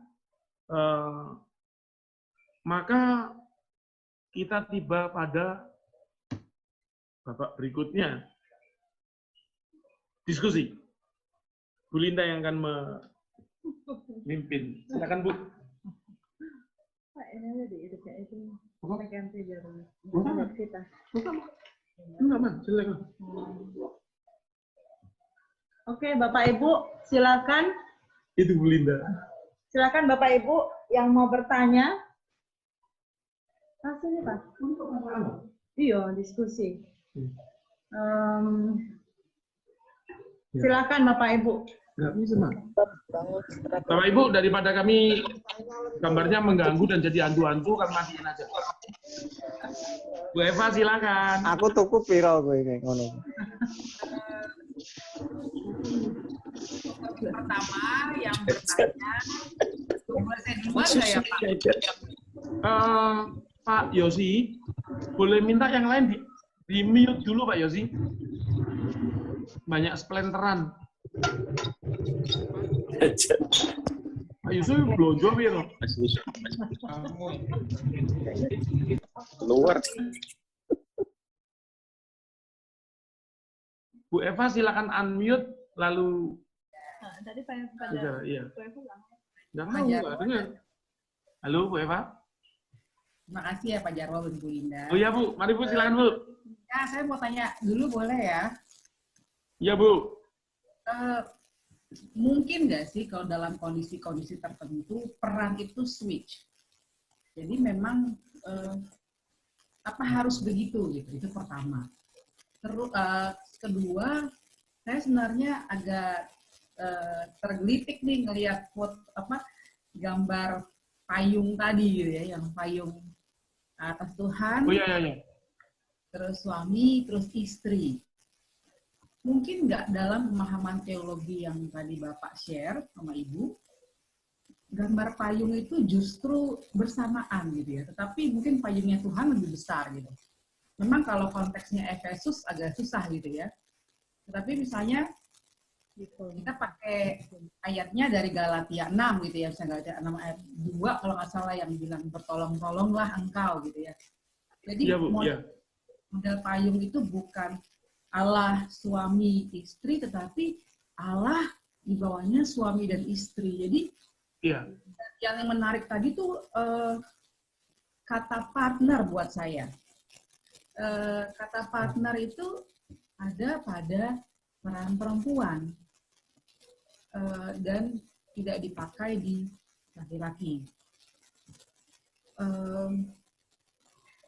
Saya membayangkan ketika payung itu bergabung ya bareng gitu, itu saling mengisi dan partner itu ada di situ justru. Jadi partnership itu penting gitu dalam sebuah keluarga, dalam pasangan suami dan istri. Iya. Gimana ya? Oh, oke. Ada yang punya pertanyaan yang kira-kira serupa? Ya, itu mungkin Pak. Kalau tidak, saya akan menjawab Bu Eva dulu ya, Bu ya. Ya. Oke.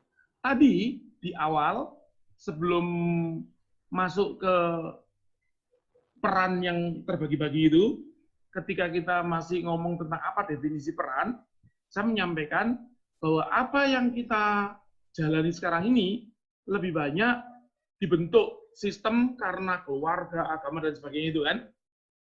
Sehingga seperti itu yang kita lihat saat ini, seperti itu yang kita lihat di orang tua kita, seperti itu yang kita jalani. Seperti itu yang dianggap normal, gitu kan. Tetapi apakah bisa switch? Bisa. Sistem yang membentuk dengan cara berbeda akan memberikan peran yang sedikit berbeda juga. Sistem matriarkat dan patriarkat memberikan fakta yang berbeda tentang itu, dan oke-oke saja gitu ya. Jadi jawabnya gitu ya Bu, bisa kondisinya. Di Padang anak perempuan yang dapat warisan, di Bali orang laki-laki yang dapat warisan, gitu-gitu kan, tergantung itunya. Kembali ke gambar ini, Bapak Ibu, gambar ini adalah menggambarkan apa yang disampaikan oleh Paulus ya di Efesus 2 ayat 5 ayat 23 dan 1 Korintus 11 ayat 3. Ketika dikatakan bahwa kepala laki-laki adalah Kristus, kepala perempuan adalah laki-laki, dan kepala Kristus adalah Allah, gitu kan? Nah, yang ingin saya jelaskan adalah pemahaman tentang istilah kepala.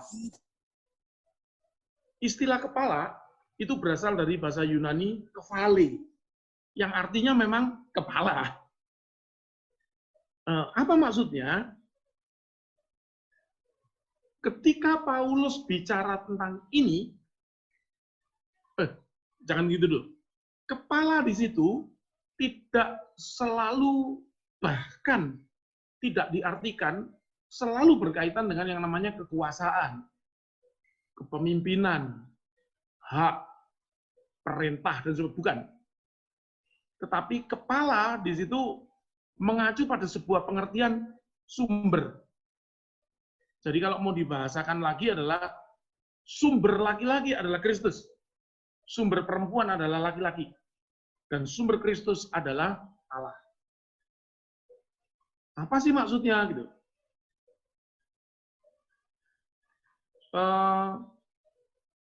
zaman Paulus, ketika Paulus mencoba menjelaskan ini, biologi yang dipakai adalah biologi Aristoteles, yang mengatakan bahwa sumber kehidupan itu adalah sperma. Sperma. Dan sperma itu hanya dimiliki oleh laki-laki. Pada waktu itu, biologi tentang sel telur belum ada, belum ditemukan. Aristoteles meyakini sperma itu dibentuk di kepala laki-laki. Lalu nanti turun lewat tulang belakang, lalu membawa kehidupan. Perempuan itu hanya wadah aja. Setelah sumber kehidupan itu masuk ke rahimnya, maka tercipta kehidupan. Latar belakang seperti itu. Makanya dikatakan laki-laki itu sumber kehidupannya wanita. Kristus adalah sumber kehidupannya laki-laki. Sumber kehidupan Kristus adalah Allah. Sebetulnya itu. Kemudian Paulus sebetulnya pengen ngomong kemana sih gitu.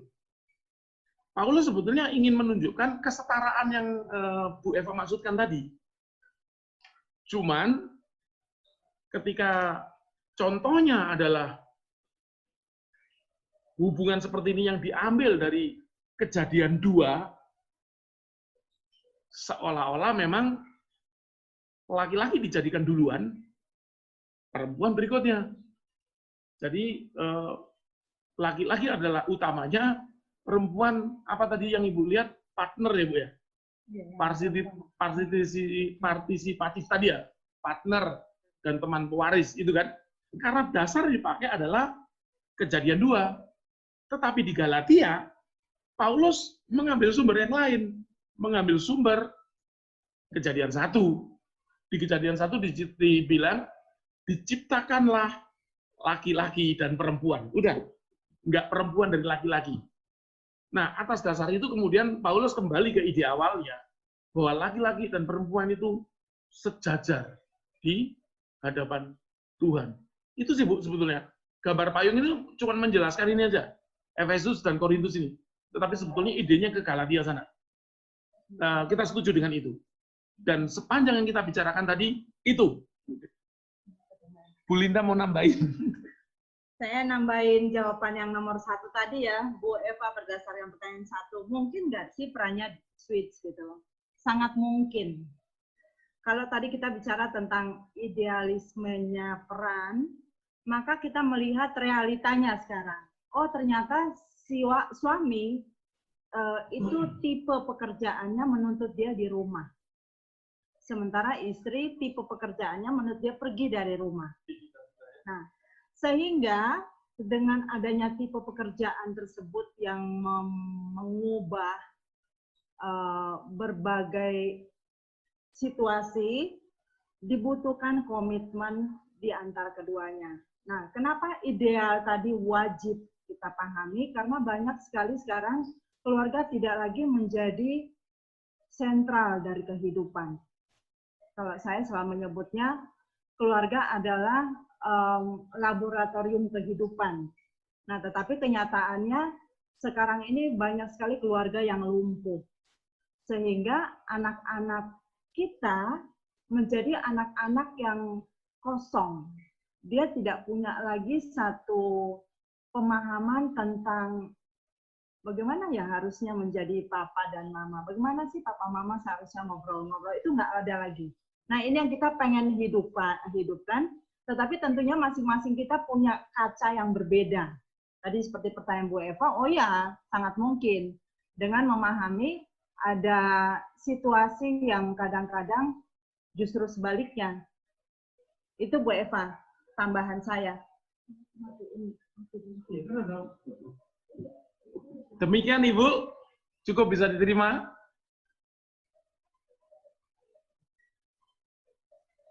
Bu, jawablah Bu, Ibu malah geli. Belum di-unmute. Oke Pak, iya, makasih ya Pak. Ya Bu, terima kasih. Bapak Ibu yang lain silakan. Silakan Bapak Ibu yang lain. Pak Jarwo, Flora, Silakan. Pak. Oh, monggo. Pak, Kalau misalnya posisi ditukar kayak tadi yang Bu Eva bilang, tapi pada kenyataannya sekarang tuh banyak Pak, kalau misalnya wanita yang keluar, yang mencari nafkah. Nah terus suami itu jadi seolah-olah nggak punya kuasa lagi gitu, bukan seperti yang seharusnya payung ini gitu loh. Nah itu kalau menurut Pak Jarwo sama Bu Linda gimana Pak?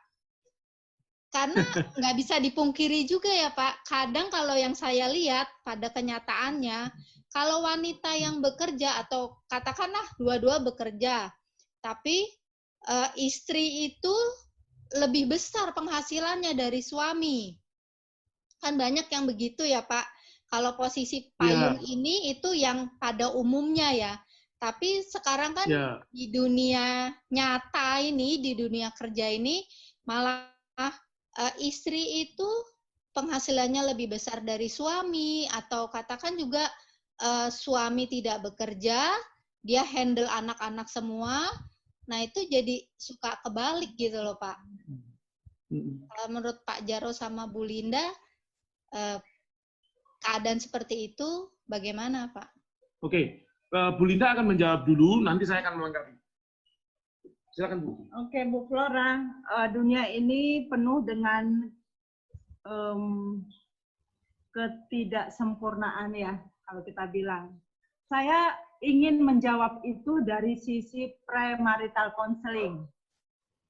Jadi kalau kondisi itu terjadi karena memang situasinya si pria atau suami sudah berusaha sekuat tenaga tetapi dia tidak mendapatkan kerja juga, maka muncullah komitmen yang tadi saya katakan.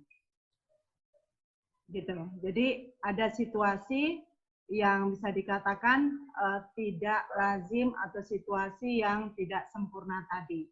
Tetapi sayangnya ada pria-pria yang memang tidak mau bertanggung jawab. Tidak mature, tidak dewasa, dan tidak otomatis menyadari ada tanggung jawabnya atas rumah tangga yang dia bangun. Harus masuk dari situ. Nah, biasanya justru ini yang PR saya terbesar di dalam premarital counseling atau counseling pranikah. Ketika saya bertanya bagaimana nanti mereka akan berjalan ke depannya, apakah pria dan wanita, saya nggak akan kepo bertanya berapa gajinya si wanita, berapa gaji si pria, tetapi apakah mereka masing-masing mampu menghidupi peran mereka. Mengenai siapa yang paling besar, itu urusan mereka berdua, tetapi apakah mereka sudah berupaya menghidupi peran mereka. Ketika mereka sudah berupaya, kemudian ada komitmen, udah kamu di rumah aja, udah kalau gitu aku di rumah aja ngurus anak-anak karena ternyata belum ada kerja, belum ada yang terima. Ya, itu adalah komitmen yang kita harus lakukan bareng-bareng karena rumah tangga harus berjalan. Tetapi kalau itu dilakukan karena memang suami malas, suami ingin menghindari tanggung jawabnya, ini PR baru yang harus dibereskan.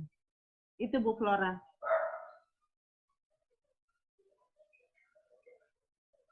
Tambahan. Oke, itu dari Bu Linda. Tambahan dari saya. Ya. Kita keluarga Kristen. Pernikahan kita adalah pernikahan Kristen. Harusnya. Ini konsep pernikahan Kristen. Ini konsep hubungan laki-laki dan konsep hubungan antara suami dan istri suami dan Tuhan. Normalnya harus seperti itu. Kasus yang Bu Flora sampaikan kemudian adalah menjadi kasus yang rada tidak umum, gitu kan? Tapi itu paling banyak terjadi. Fakta yang tidak bisa kita tolak. Bagaimana kalau kemudian istri yang bekerja, lelakinya di rumah, ngomong anak? Itu kondisi yang tidak normal. Saya katakan tidak normal. Posisi kita harus selalu pada sudut pandang kita harus selalu pada posisi pernikahan yang normal, di mana lelaki adalah kepala keluarga dan wanita adalah manajer di rumah tangganya. Seperti yang Bu Linda tadi katakan, banyak loh kejadian seperti itu, wanitanya tetap bertahan di profesionalismenya, suaminya mungkin PHK, mungkin nggak dapat pekerjaan yang cocok, sehingga untuk sementara dia di rumah. Itu bisa diterima kalau gitu. Why not gitu ya. Tetapi itu adalah kondisi yang tidak normal. Seorang laki-laki tetap harus menjadi breadwinner. Persoalannya adalah bagaimana kalau kemudian gaji istrinya lebih gede dari gaji suaminya, lalu suaminya tidak punya kuasa, tidak punya wibawa. Bapak Ibu, konsep pernikahan Kristen tidak ngomong berapa gajinya. Kalau hanya karena gajinya lebih besar dan wibawa suami menjadi berkurang, itu bukan pernikahan Kristen, itu pernikahan gaji. Paham ya? Mestinya tidak karena itunya berubah seperti itu, lalu menjadi wibawanya berkurang, tidak dihormati dan sebagainya. Tidak. Harusnya tetap sebagai partner tadi harusnya mendorong, membantu untuk bisa menemukan tempat dan pekerjaan yang layak bagi suaminya sehingga dia bisa berfungsi lagi. Tetapi di sisi lain ada laki-laki tertentu yang memang tidak berfungsi, menghindari fungsinya, bangga karena sesuatu gitu ya, nyaman dengan ketidakbertanggungjawabannya itu. Saya melihat di lingkungan keluarga Batak gitu ya, ada orang yang saking bangganya dengan adat, punya kemampuan itu gitu ya, lalu dia memilih, sudah, aku jadi paradat. Gitu. Yang itu sebetulnya bukan pekerjaan. Itu sebetulnya adalah pekerjaan pelayanan, seperti kita melayani sebagai apa di gereja gitu. Tetapi seringnya ketika dia memimpin adat, dia dapat uang. Gitu. Tapi kan tidak pasti. Lalu dia hanya itu aja, sementara buta terhadap kebutuhan keluarga. Istrinya yang kena ambil alih, banting tulang, mengerjakan dan sebagainya. Kalau dalam hal seperti itu, lalu dia kehilangan wibawanya, itu salahnya sendiri. Bukan karena istrinya ngelunjak, tidak. Anak-anak juga muak lihat bapak yang seperti itu. Dengan sengaja tidak menjalankan perannya. Bangga dengan kenyamanan yang dirasakannya. Saya mau ngomong apa? Saya mau ngomong apa gitu ya. Tetapi seperti itu. Begitu maksudnya Bu Flora. Bu Flora Ya, mana Pak. ini? Terima kasih, Pak. Cukup, Kak? Makasih, Bu Linda. Iya, Bu. Terima kasih. Terima kasih kembali, Bu. Bapak Ibu yang lain? Silakan Bapak Ibu lain yang lain. Pak Ari ini udah siap-siap nih. Ayo, Pak Ari. Diketawa dia. Pak Ari. Dan Bu Jaro, dicek Yes. ada dari Mbak Tari, sudah dibaca. Kalau sudah dibaca mungkin. Oh, sebentar. Kenapa? Ada chat. Oh, Kok nggak ada ya? ini ada tempatnya. Atau mungkin Mbak Tari kita ngomong langsung, Mbak Tari. Sebentar, bisa, Bu.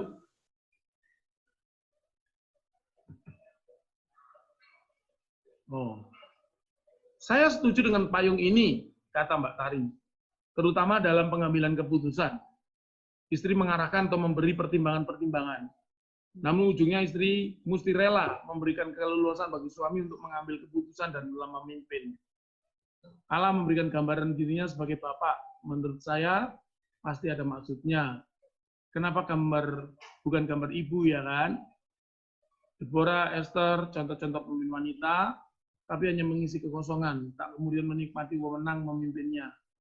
Namun menyiapkan seorang pria, pilihan Allah, untuk memimpin bangsanya, mengacu dari ini seperti pola yang diinginkan dalam keluarga.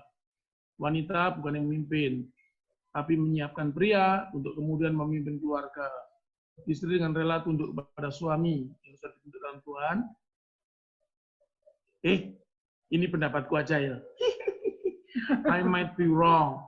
What do you think, Pak Jarwo, Bu Linda? Tadi saya setuju dengan apa yang disampaikan.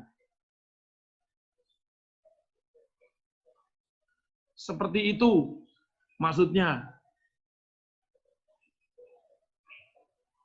Bagaimana Mbak Tari? Bu Eva, Mbak Tarinya ada kan? Pak, muka anaknya yang di situ. Oh. Iya.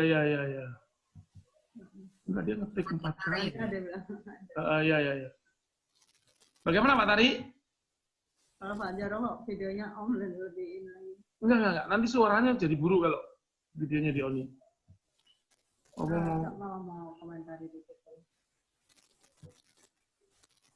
Nah. Ya, Bu Tari, saya mau komentar sedikit tentang tulisan tadi. Kadang-kadang ketika kita besar dalam satu keluarga yang mungkin kepemimpinan itu oleh sang ibu, itu otomatis ketika kita menikah kita juga yang memimpin. Nah ini yang tadi kita bicara peran dan sistem itu kan menjadi dua hal yang sangat menyatu ya. Nah ini yang kemudian setuju sekarang Bu Tari, kita harus membantu para suami misalnya yang kurang berfungsi. Kenapa? Kadang-kadang kita lihat di dalam masyarakat ini sekarang banyak sekali pria yang tidak perkasa lagi. Ini bukan bicara soal seks ya, tetapi bagaimana dia tidak bisa mengambil keputusan, bagaimana dia tidak bisa bersikap, bagaimana dia tidak punya integritas, bagaimana di dalam penampilannya pun tidak sebagai pria lagi. Nah ini yang kemudian biasanya gampang sekali dilihat, ini berarti ini bisa jadi para ayahnya ini lemah di dalam keluarga. Nah, berangkat dari situlah sebetulnya kita ingin menghidupi peran tanpa harus saling langkah-langkahan. Sayangnya di dalam dunia ini banyak sekali kondisi yang tidak ideal. Ketika menikah, kemudian istri sudah punya penghasilan yang lebih besar, suami mungkin merasa, ini saya kasih contoh yang sederhana saja, ya sudahlah ngapain kerja lagi, toh saya kerja lebih boros malahan, ongkos dan sebagainya, udah deh lebih baik saya di rumah. Kondisi ini yang tadi kita katakan tidak sehat secara sistem. Nah kalau kemudian berbeda halnya bahwa suami sudah berusaha, dia mungkin baru PHK dan dia harus melihat kebutuhannya di rumah untuk sementara ini ngerumati anak dulu, nggak apa-apa. Ini bicara soal kesepakatan lagi, tetapi ini keluarga harus berjalan. Hanya saja jangan sampai kemudian dia menjadi penikmat. Ada orang-orang tertentu yang dari mulai nikah sampai anak sudah mau menikah, itu dia menjadi penikmat. Menjadi orang yang ya udahlah dihidupi. Nah, untuk orang-orang seperti ini yang saya katakan, jangan menikah deh kalau memang nggak punya rencana untuk bertanggung jawab secara sebagai provider ya. Bahwa kemudian yang dia hasilkan kecil dan sebagainya, itu adalah berkat yang Tuhan sudah kasih. Buat kita para wanita yang perkasa, bantulah para suami yang lemah untuk punya semangat dan menghargai dia dengan usaha-usaha yang mungkin masih kurang dia lakukan, tapi kita jadi supporter. Kasih dia ruang untuk terus berlatih. Supaya anak-anak kita menjadi anak-anak yang pria yang perkasa. Bisa menjadi anak-anak ilahi. Yang bisa memperbaiki figur-figur pria perkasa tadi. Dunia ini butuh sekali dengan keperkasaan pria dan kelemah lembutan wanita. Itu dua sosok yang Tuhan combine sangat nice. Terima kasih. Demikian tambahan. Ada lagi Bapak Ibu? Mbak Tari cukup? Pria-pria takut istri ya Pak? Sampai itu saya ngomongnya.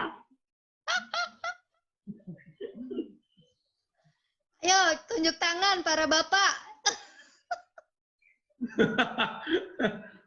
Emang monggo. Iya, betul kata Mbak Flora.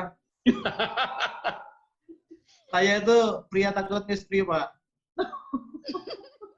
Takut istri saya nggak bisa beli baju baru. Iya. Takut nggak bisa beli. Kita ini pria yang mencintai dan menghormati istri. Ya, ketika Pak Jarwo memaparkan tentang peran tadi itu, tiba-tiba saya menerawang jauh di masa lalu gitu ya, melihat kehidupan orang tua gitu. Bagaimana peran itu menjadi menjadi ikatan lebih harmonis untuk keluarga begini. Ya, bapak saya berperan seperti biasa, rumah tangga biasa gitu. Tetapi ketika saya melihat ibu saya waktu makan bersama gitu, membukakan piring, mengisikan nasi gitu, rasanya saya aja merasa lebih adem gitu ya, apalagi bapak saya gitu kan. Jadi tanggapan atas peran itu kayaknya sangat penting gitu loh. Apalagi misalnya kalau bapak saya pulang telat gitu, itu ibu saya tuh menyediakan sayur tuh terpisah di mangkok sendiri gitu. Dan saya melihat itu menjadi betapa hormatnya ibu saya ini menghargai peran bapak saya. Nah, di sini jadi terlintas itu Pak saya tadi. Jadi bagaimana peran itu disambut dengan peran yang benar gitu, akhirnya menjadi suatu keharmonisan yang cukup saya aja anak gitu ya melihat itu cukup adem gitu. Iya, iya. Itu aja Pak yang saya terima ketika mendengarkan terus menerawang ke sana gitu. Gitu Pak. Saya pengen memperjelas aja nih. Ini bentuk ungkapan syukur kan, bukan tuntutan kan. Bukan curcol menuntut sebetulnya. Nah, Pak Bambang berani ulangi lagi nggak pernyataan tadi setelah ada istrinya?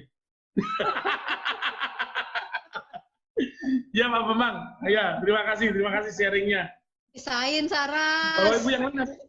Ya silakan. Pisahin sayurnya. Rupanya. Mau itu gelap banget ya? Iya, itu lampunya di itu. Ya. Pak Ibu, lampu di tempat kami itu warnanya kuning. Terus di luar memang gelap, jadi gitu. Makanya enak lihat foto sebetulnya. Bapak Ibu yang lain, ayo siapa yang mau tanya lagi? Mbak Kiki itu biasanya, Bu. Ayo, Mbak Kiki. Ada Minta Mas bahan Yusuf. duluan katanya supaya bisa tanya. Ayo tak tagih sekarang. Ada Mas Yusuf. Ada Mas Yusuf Afandi, ada Mas Yusuf Sekolah Minggu, silakan. Mas Ferdi, Mama Fidelis, Mama Papa Fidelis, Mas George, ayo. Silakan. Bu Ari Prawesti. Mama Winner, Mbak Ari. Itu Mama Bintang, Mama Papanya Bintang. Apa nama anaknya aja nih. Pak Yusuf yang sempat jualan. Saya nanya dong, Pak. Halo Pak Jarwo, selamat sore. Ya. Saya George, ini pengen nanya. Yuk Pak Jo, silakan. Ini peran suami sebetulnya memang ujung tombak ya, maksudnya bekerja ya. Tapi istri menganggap itu semua masih kurang dan dia sendiri kepingin kerja. Itu sebetulnya saya bilang kalau kerja terus dia sendiri yang berperan, maksudnya yang lain tuh nggak bisa maksudnya nggak bisa dipercaya sama dia, bagaimana kamu bisa kerja, saya bilang gitu. Sedangkan suami sendiri aja masih sepelekan. Jadi kalau dibilang apa patut dia bekerja gitu. Itu aja pertanyaan saya sebetulnya. Banyak sih. Itu aja dulu dah. Ini Ya, konseling ya, itu dulu. Itu aja. Ya, Sebenarnya itu aja. Bapak Ibu, peran itu sebetulnya tidak sangat berkaitan langsung dengan soal kerja. Kerja itu cuma konsekuensi logis daripada itu. Kerja juga bukan menjadi monopoli suami. Jadi ketika kita sudah menghayati bahwa suami adalah kepala keluarga, adalah breadwinner, tidak berarti kemudian bahwa kerja itu adalah hak suami. Bukan. Soal suami dan istri yang bekerja, itu adalah kesepakatan. Kalau alasannya istri nggak bisa, istri harus bekerja karena dikatakan tidak cukup pun itu sebuah kesepakatan. Tidak cukup itu kan result akhir setelah dipakai berdua gitu ya dengan anak-anak gitu. Itu mesti clear. Misalnya nih, suami penghasilan 6 juta, pengeluaran 9 juta, dan income-nya tunggal. Lalu suami ngomong, nggak boleh utang lo ya. Kita nggak cukup dengan, udah jelas nggak cukup. Income-nya 6 juta, itu 9 juta gitu kan. Kalau sudah sama-sama tahu bahwa itu nggak cukup dalam definisi yang sesungguhnya, keputusannya diambil berdua. Bahwa keputusan akhirnya adalah kemudian istri juga turut bekerja, itu adalah kesepakatan, keputusan berdua. Dan tidak karena suami penghasilan tidak cukup, lalu istri boleh tidak menghormati suaminya. Enggak bisa begitu. Ingat loh, itu bukan hal utamanya loh. Hal utamanya ini, yang lihat nih, yang seperti di payung ini. Hal utamanya itu. Penghasilan itu cuma result. Apakah seorang wanita yang mempunyai seorang suami yang berpenghasilan 50 juta selalu menganggap penghasilan suaminya cukup? Enggak. Tergantung bagaimana wanita itu shop tadi ya. Prianya walk, wanitanya shop. Shopnya lebih dari 50 juta, ya nggak cukup juga.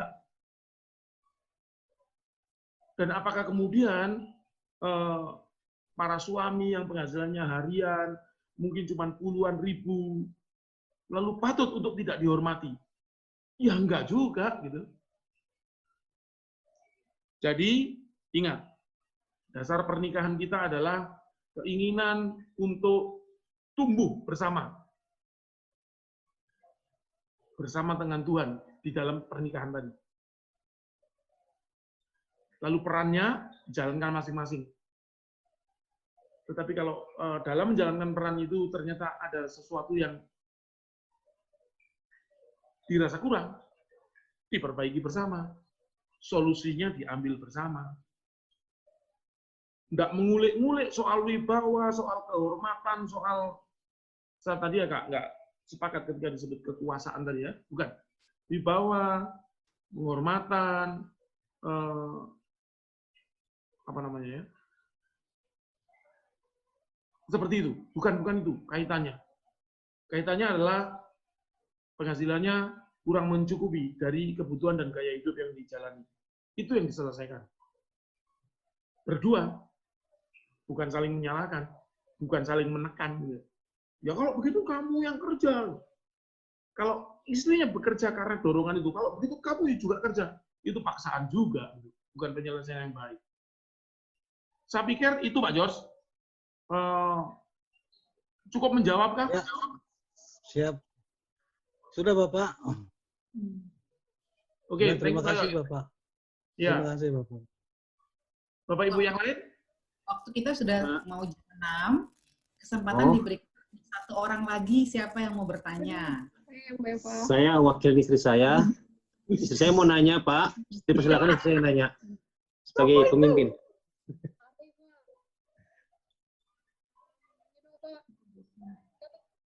ini kan lagi ngalamin berbagi peran. Gimana saya Bu masih Opa, nggak kedengaran suaranya, Bu? Oh gitu. Bentar, Pak. Sudah belum, Mbak?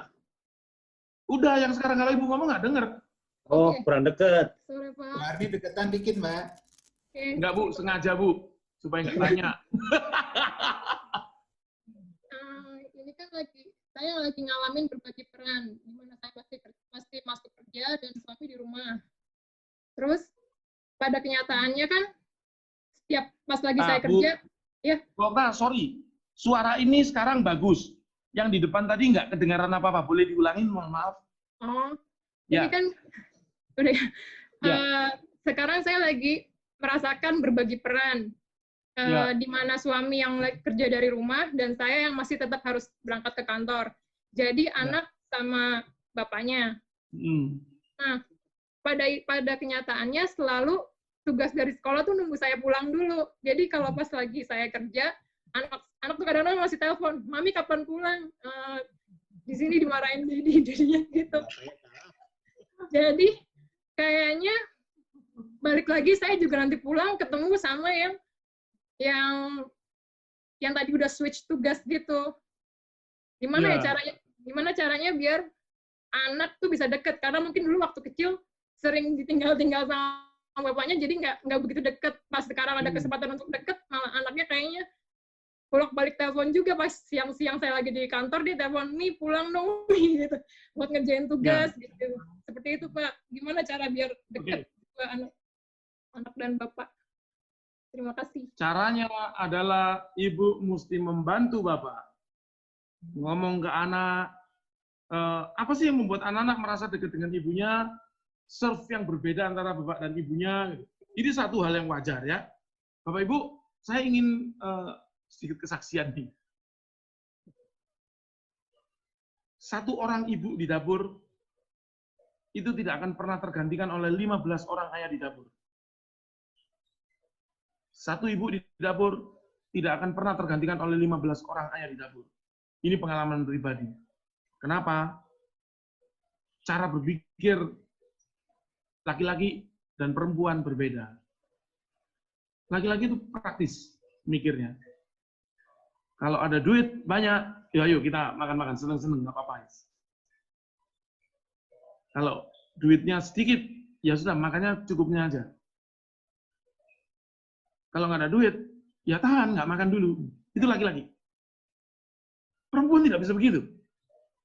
Ada duit, nggak ada duit, anak dan suami saya harus tetap makan. Mbobi caranya. Nah, Bu, mungkin itu yang dialami anak-anak dengan bapaknya. "Pak, jajan, nggak ada duit, aneh-aneh aja lo." Gitu. Tapi kalau mamanya, "Bu, beli dong," oke. Kan nggak punya uang, diam lo, nanti mama yang beresin. Bantu bapaknya. Bantu bapaknya bagaimana sih cara mendekati anak, membuat mereka senang, gitu. Membuat mereka merasa dijagain, dilindungi, disayang. Salah satu cara membantu bapak adalah ngomong pada anaknya, "Bapak itu gini loh, bapak itu gini loh." Itu yang saya dapatkan dari Bu Linda. Ketika saya dulu di kantor dan sering tugas luar kota gitu ya, saya merasa loh, anak-anak agak asing gitu jadi sama saya gitu. Makanya ada peran ibu yang melengkapi ayah untuk bisa mengetahui kondisi anak-anaknya, itu akan sangat menolong. Jadi anak saya kadang-kadang kaget tuh, "Bapak tahu ya?" "Tahu dong, Bapak." Padahal diomongin sama Bu Linda. Bu Linda mau nambahin? Saya tambahin ya, Bu. Jadi nggak gampang, apalagi kalau misalnya anak-anak udah SD, ada tahun-tahun di mana Bapak menghilang gitu ya. Nah, memang butuh sekali Bapak dekati anak.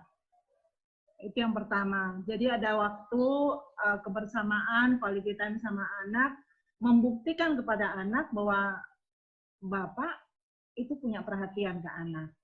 Nah, yang kedua, Ibu sekali-sekali harus mengatakan kepada anak, "Ini Papa nih yang bisa nih. Papa nih jagonya." Jadi ketika Ibu bisa mengatakan begitu ke anak, biasanya anak masa sih tapi ayah nggak begini, ayah nggak sabar. Nah, baru kita tahu ternyata karena nggak sabarnya itu gitu misalnya. Jadi memang di sini peran penolong tadi yang penting sekali. Nah, ketika ibu tetap menampilkan bahwa ibu itu sebagai pemadam kebakaran, anak-anak nggak akan pernah menghargai papanya, nggak bisa menghargai ayah. Oh tetap kok, ibu tetap meladeni kok. Nah sekali ibu menolak ke anak. Papa yang jago nih, apalagi matematika. Waduh, dulu aja ya papa ngajarin mama nih, gini gitu. Jadi katakan pada anak kesaksian kita tentang suami ini akan membuat anak punya kepercayaan. Ya, memang inilah bakat alami kita, Ibu, karena 9 bulan 10 hari kita mengandung, anak-anak otomatis lebih dekat kepada kita. Tapi jangan membiarkan suami kita jadi orang asing di rumah. Itu ya masukan saya, Bapak Ibu. Bapak Muhammad itu Pak Jarwo. Baik Bu, makasih. Anaknya ya begitu. Silakan masih boleh bertanya. Jadi aku yang moderator. Bu Eva, monggo. Tadi sih pesannya satu orang terakhir mamah papanya Bintang. Tapi apa masih ada yang mau bertanya? Satu orang lagi.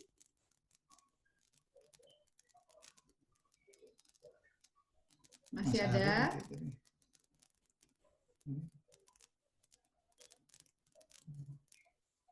Oke, sementara kita sudahi dulu untuk sesi hari ini. Kami mewakili keluarga muda GKJ Ebenezer mengucapkan terima kasih untuk Bapak dan Ibu Jarwo. Yap. Bapak Jarwo dan Bu Linda, maaf. Terima kasih luar biasa sekali untuk sesinya. Kami menunggu yang selanjutnya selalu. Semoga apa yang kita pelajari bersama hari ini boleh menjadi berkat buat kita semua. Sesi hari ini akan ditutup doa oleh suami saya. Oleh Pak Rudi. Ya, mari Bapak Ibu, teman-teman sekalian, kita bersatu di dalam doa. Bapa di dalam surga, kami bersyukur kalau pada malam atau sore hari ini kami mendapatkan hikmat, terkhusus di dalam kami berbagi peran di dalam keluarga. Sungguh Tuhan mengajar kami sesuatu yang penting, sehingga perjalanan hidup keluarga kami dapat teratur, terorganisasi dengan baik, sesuai dengan kehendak Tuhan. Biarlah apa yang sudah kami dengar ini tidak hanya menjadi konsep di pikiran kami, tetapi juga boleh kami nyatakan di dalam kehidupan secara nyata di dalam keluarga kami. Jadikan kami keluarga yang saling berperan, sehingga dengan demikian Tuhan bebas mengendalikan apa yang menjadi maksud Tuhan dalam mengarahkan keluarga kami. Terima kasih untuk Pak Jarwo dan Bu Linda yang memberi hati untuk mengajar kami pada sore hari ini. Tuhan kiranya terus berkati mereka dan Tuhan mau memakai mereka lebih hebat lagi di kemudian hari, sehingga melalui mereka berkat Tuhan boleh tersalur bagi banyak orang. Terima kasih Tuhan, inilah doa dan permohonan kami. Kami berdoa di dalam nama-Mu Tuhan Yesus, Tuhan yang Juru Selamat kami yang hidup. Amin. Bapak Ibu, meskipun sesi ini sudah berakhir, kalau masih ada pertanyaan bisa langsung chat ke Pak Jarwo dan Bu Linda. Nomornya ada di grup kita. Jadi jangan khawatir, diskusinya tidak berhenti. Kalau ada pertanyaan juga boleh di-share di grup keluarga muda. Terima kasih buat semuanya.